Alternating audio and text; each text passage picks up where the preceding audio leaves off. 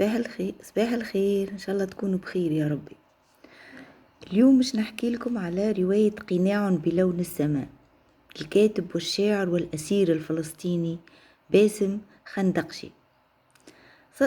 الرواية هذه خرجت عام 2023 وتحصلت على الجائزة العالمية للرواية العربية البوكر عام 2024، معناها السنة. الكاتب الفلسطيني حكم عليه الصهاينة بالسجن مدى الحياة، يعني مازال في الحبس، يعاني ويلات السجن والتعذيب من قبل سلطات الاحتلال. الرواية تتحدث على قناع اللي هو عبارة على بطاقة تعريف لقاها نور بطل الرواية كي مشى يشري في كبوت قديم متاع واحد صهيوني اسمه أور. نور اللي هو بطل الرواية والفلسطيني عالم أثار، يعيش في مخيم في رام الله.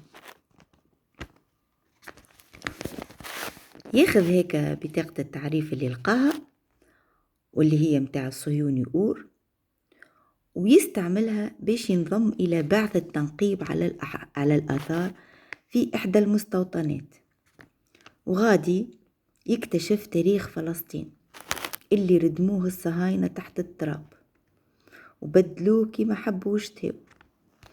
وراهم تعرفوا شي يعملوا، يجيوا فوق القرى اللي دمروها ويبدأوا يغرسوا في الشجر باش يدفنوا تحت التراب كل ما هو عنده علاقة بتاريخ فلسطين.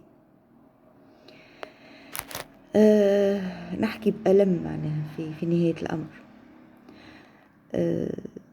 يدخل بطل الرواية نور في صراع حول الهوية والذاكرة والانتماء، ويبدأ يطرح في برشا أسئلة.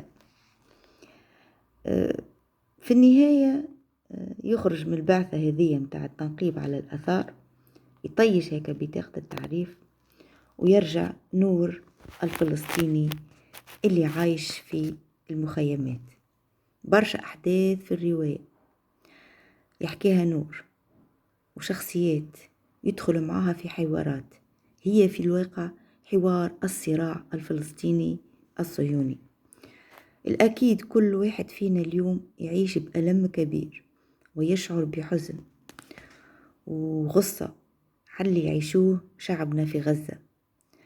الرواية أثرت فيا برشا، يعني بالحق ما نقول، بالحق معناها ألم كبير نشعر به وقت اللي تلقى أنه دمار متاع بلاد وتاريخ وحضارة وكل ما هو جميل في فلسطين.